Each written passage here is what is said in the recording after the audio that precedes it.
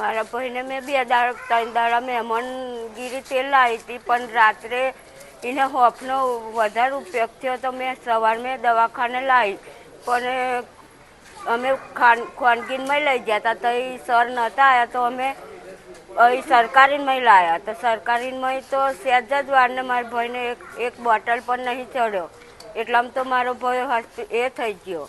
હવે અમારે શું કરવાનું? અહીં આગળ મારા ભાઈનું મહેશ નામ.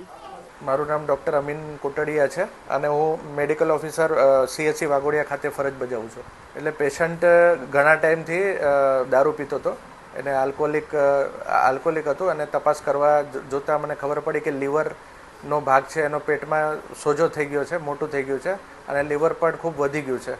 અને પેશન્ટે પહેલાં ક્યારેય બતાવેલું નહોતું અથવા તો જે જરૂરી સોનોગ્રાફી કે એવું પેટના રિપોર્ટ છે, એન્ડોસ્કોપી કે એવું કરાવેલું નહોતું. અને પેશન્ટ લગભગ આમ છેલ્લી ઘડીએ જ આવ્યું હતું. તો પેશન્ટને શ્વાસની તકલીફ થતી હતી તથા એને શુગર ડાઉન થઈ ગયું હતું. તો એને ગ્લુકોઝનો બોટલ ચડાવીને એને સમજાવવામાં આવ્યું કે જેમ બને એમ વહેલું જલ્દીથી એને SSG મોટા હોસ્પિટલમાં લઈ જાઓ એટલે એમને ICU સારવાર મળી રહે. અને એને ટ્રીટમેન્ટ ચાલુ કરી અને 108માં અમે ફોન પણ કરી દીધો હતો. પણ અહીંયા ગાડી 108ની અત્યારે જે એમ્બ્યુલન્સ છે અહીંયા હાજર નથી, એટલે બીજી જગ્યાએથી બીજા સ્થળેથી થોડું દૂરથી આવતી હતી, એટલે 108ને આવવામાં વાર થઈ ગઈ. 20 થી 25 મિનિટ થઈ ગયું. એ દરમિયાન પેશન્ટ થોડું સિરિયસ પડી ગયું અને એને બચાવવાની પૂરતી કોશિશ બધી કરી. એને ઇન્જેક્શન આપેલું છે, ઓક્સિજન દવા એ બધું આપેલું, બરાબર, પણ પેશન્ટ એક્સપાયર થઈ ગયું. એમાં અમે રજૂઆત કરી છે GMACL બરોડામાં, પણ ઉપરથી જ સ્ટોક ઓછો છે. એટલે એક તો અમારી હોસ્પિટલનું શું છે, હજી રોગી કલ્યાણ સમિતિનું ગઠન નથી થયું, જેના અંદર અમે પેશન્ટ માટે જે જરૂરી દવાઓ મંગાવી શકાય. પણ અમે અમારા ફાર્માસિસ્ટે વારંવાર લેટર કરેલા છે, તમે ફાર્માસિસ્ટને મળી પણ શકો.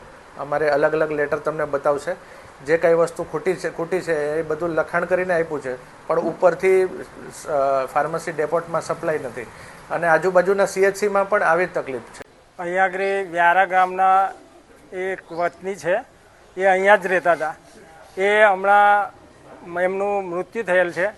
પણ આ વાઘોડિયા તાલુકા નહીં, જે આ સરકારી દવાખાનું આપણે એને CHC સેન્ટર, PHC સેન્ટર આ બનાવ્યું છે અહીંયા આગળ. પણ અહીંયા આગળ સુવિધા નામે શૂન્ય છે. કોઈ અધિકારી અહીંયા આગળ હાજર રહેતા નથી. ટાઈમે કોઈ અધિકારી, હમણાં અમે આવ્યા, આ જે છોકરાનું મૃત્યુ થયું છે એને માટે અમે જવાબ લેવા આવ્યા છે કે ભાઈ આ સુવિધા તમારી અપૂરતી હોવાના કારણે આ છોકરાનું મૃત્યુ થયેલ છે. તમે આટલી મોટી અહીં દવાખાનું બનાવે છે, બરાબર, તો તમારાથી આ સારવાર નથી થતી. તો તમે આ છોકરાને જો તમારે વધારે પડતી એની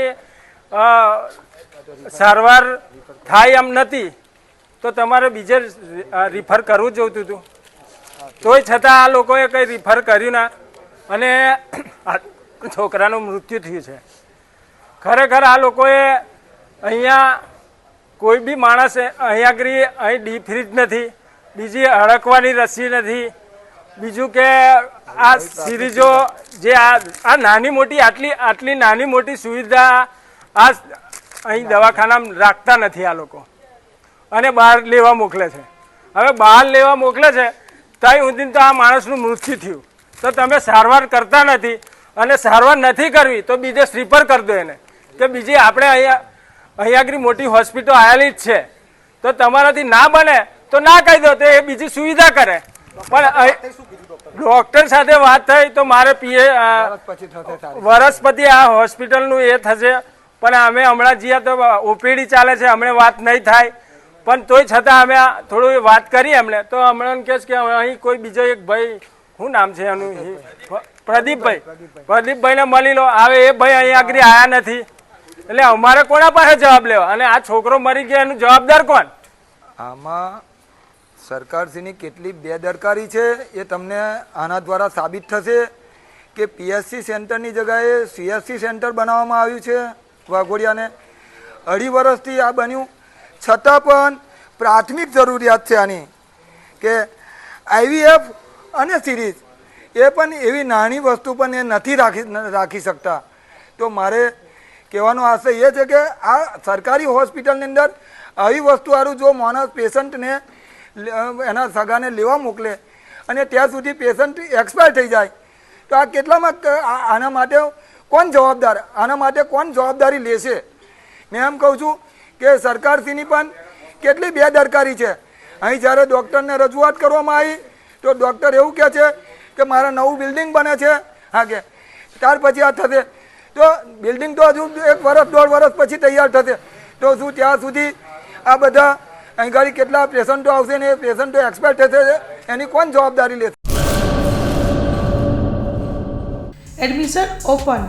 ઉમા એજ્યુકેશન ટ્રસ્ટ સંચાલિત ઉમા વિદ્યાલય ગુજરાતી અને અંગ્રેજી બંને માધ્યમમાં શિક્ષણ આપવામાં આવે છે. શિશુ મંદિર 1 અને 2 સાથે એલકેજી અને યુકેજી તથા ધોરણ 1 થી 12નો અભ્યાસ અમારે ત્યાં કરાવવામાં આવે છે. ઉચ્ચ માધ્યમિક અભ્યાસમાં આર્ટ્સ અને કોમર્સ પસંદ કરી શકો છો. સંસ્કૃતિ અને સંસ્કાર સાથે આધુનિક શિક્ષણ. બાળકના સર્વાંગી વિકાસ માટે રમતગમતની સાથે સાંસ્કૃતિક કાર્યક્રમો અને સ્વઅભ્યાસિક પ્રવૃત્તિઓ કરાવવામાં આવે છે. માતૃપિતૃ વંદના જેવા કાર્યક્રમોનું આયોજન કરી શાળા કક્ષાએ વિવિધ ઉજવણી કરવામાં આવે છે. બહાર ગામથી આવતા વિદ્યાર્થીઓ માટે બસની વ્યવસ્થા આપવામાં આવે છે. સાથે સમૂહ પ્રાર્થના, વ્યાયામો, કસરતો, વાલી મીટિંગ, માતૃપિતૃ વંદના, વિશિષ્ટ કાર્યક્રમોની ઉજવણી અમારે ત્યાં કરવામાં આવે છે. તો રાહ શેની જુઓ છો? આજે જ એડમિશન લ્યો ઉમા વિદ્યાલયમાં. અમારું સરનામું નોંધી લેશો: બેરુ રોડ, નખત્રાણા, કચ્છ.